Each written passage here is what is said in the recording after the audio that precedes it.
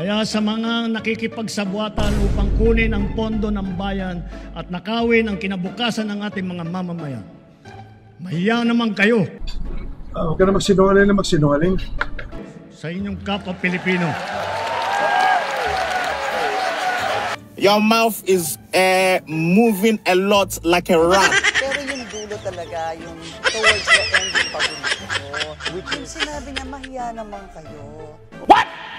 Anong gagawin natin? Kasi sa totoo lang, mahiya naman talaga kayo. Totoo eh. Mahiya kayo sa mga nabasa. Mahiya kayo sa mga kapwa Pilipino. Mahiya kayo sa mga anak ninyo na siyang magbabayad ng utang. Di ba? Pero totoo yan. At totoo rin na hindi lahat pero marami sa kanila ay walang hiya.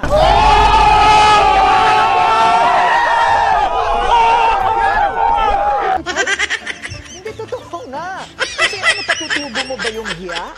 Pinanganak ka ng ganun. Ganun ba yun? Eh kung galit si Presidente, ibig sabihin walang hiya sila. Yo ya no con los ratones.